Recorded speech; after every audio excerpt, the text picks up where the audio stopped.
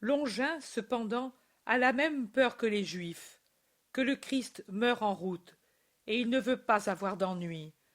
Sans avoir besoin que quelqu'un le lui rappelle, il sait quel est son devoir de préposer à l'exécution, et il y pourvoit.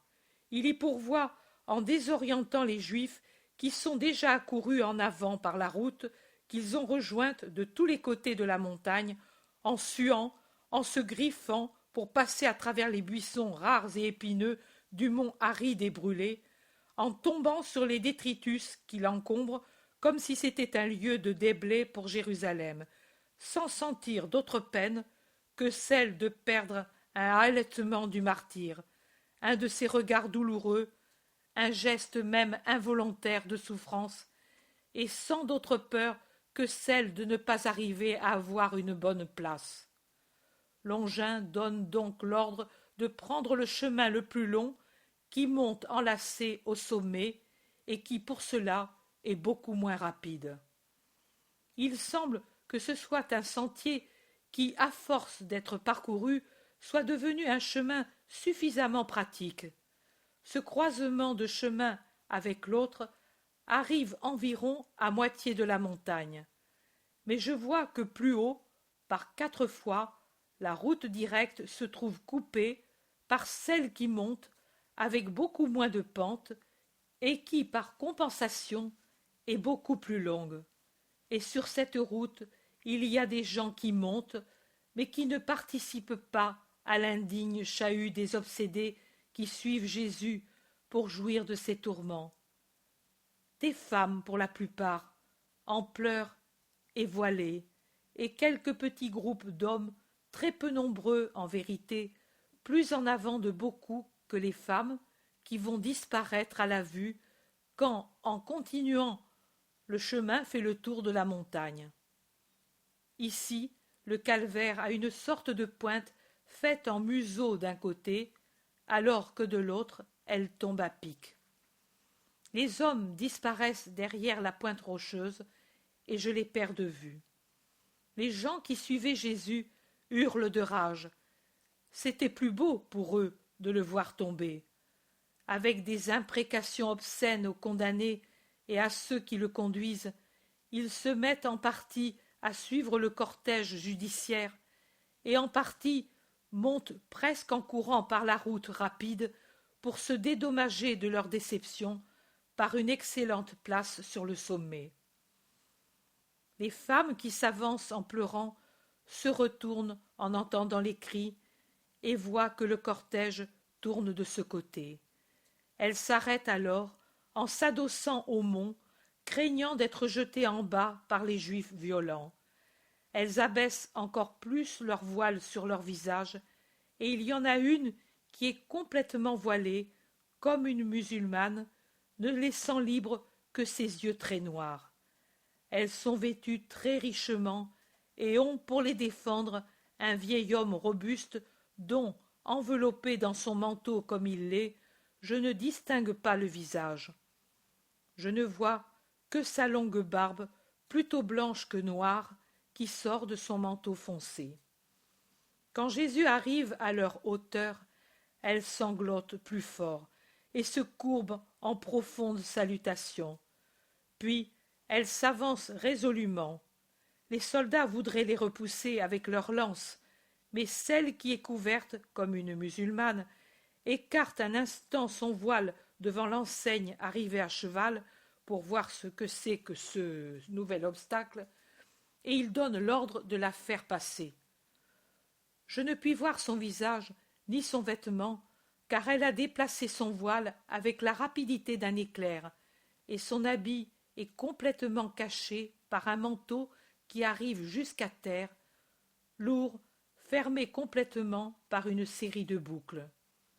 La main, qui pour un instant sort de dessous pour déplacer le voile, est blanche et belle, et c'est avec ses yeux noirs, l'unique chose que l'on voit de cette grande matrone certainement influente, puisque l'officier de Longin lui obéit ainsi.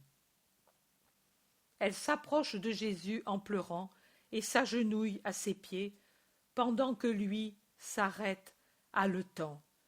et pourtant il sait encore sourire à ces pieuses femmes et à l'homme qui les escorte, qui se découvre pour montrer qu'il est Jonatas. Mais celui-ci, les gardes ne le font pas passer, seulement les femmes. L'une d'elles est Jeanne de Chouza. Elle est plus défaite que quand elle était mourante. De rouge, elle n'a que les traces de ses pleurs, et puis c'est tout un visage de neige avec ses doux yeux noirs qui, ainsi brouillés comme ils le sont devenus d'un violet foncé comme certaines fleurs.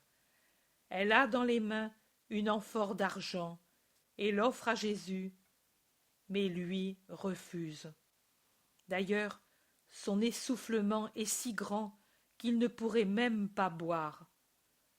De la main gauche, il s'essuie la sueur et le sang qui lui tombe dans les yeux, qui, coulant le long de ses joues rouges et de son cou par les veines gonflées dans le battement essoufflé du cœur, trempe tout son vêtement sur la poitrine. Une autre femme, qui a près d'elle une jeune servante avec un coffret dans les bras, l'ouvre, en tire un linge de lin très blanc, carré, et l'offre au Rédempteur. Il l'accepte, et comme il ne peut, avec une seule main, le faire par lui-même, la femme, pleine de pitié, l'aide, en faisant attention de ne pas heurter la couronne, à le poser sur son visage. Jésus presse le linge frais sur son pauvre visage et l'y tient comme s'il trouvait un grand réconfort. Puis il rend le linge et parle. « Merci, Jeanne. Merci, Nick. Sarah. Marcella. Élise. Lydia. Anne. Valéria. Et toi. Mais ne pleurez pas sur moi, fille de Jérusalem, mais sur les péchés, les vôtres et ceux de votre ville. Bénie, Jeanne, de n'avoir plus d'enfants. Vois, c'est une pitié de Dieu de ne pas avoir d'enfants, car il souffre de cela. Et toi aussi, Élisabeth, mieux, comme cela a été que parmi les déicides. Et vous, mère, pleurez sur vos fils, car cette heure ne passera pas sans châtiment. Et quel châtiment, s'il en est ainsi pour l'innocent. Vous pleurerez alors d'avoir conçu, allaité et d'avoir encore vos fils.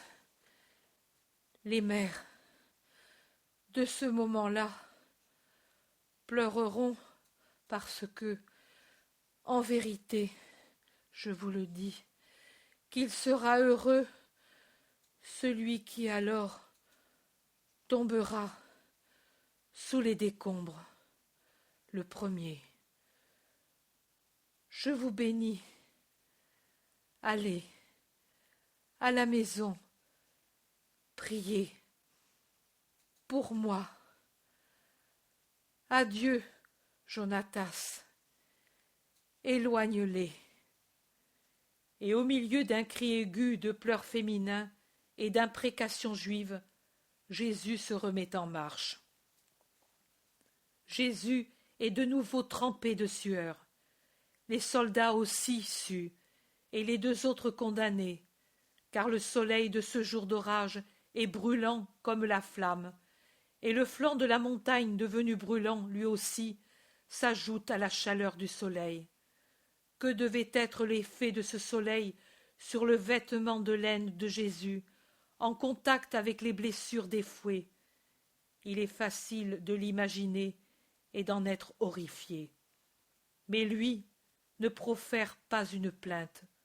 Seulement, bien que la route soit beaucoup moins rapide et n'ait pas ces pierres disjointes, si dangereuses pour son pied qui traîne maintenant, Jésus titube toujours plus fort, allant heurter un rang de soldats, puis le rang opposé, et fléchissant de plus en plus vers la terre. Il pense supprimer cet inconvénient en lui passant une corde à la taille et en la tenant par les deux bouts comme si c'étaient des rênes. Oui, cela le soutient, mais ne lui enlève pas son fardeau. Au contraire, la corde, en heurtant la croix, la déplace continuellement sur l'épaule et la fait frapper la couronne qui désormais a fait du front de Jésus un tatouage sanglant. De plus, la corde frotte la taille où se trouvent tant de blessures et certainement doit les ouvrir de nouveau. Aussi, la tunique blanche se colore à la taille d'un rose pâle. Pour l'aider, ils le font souffrir plus encore.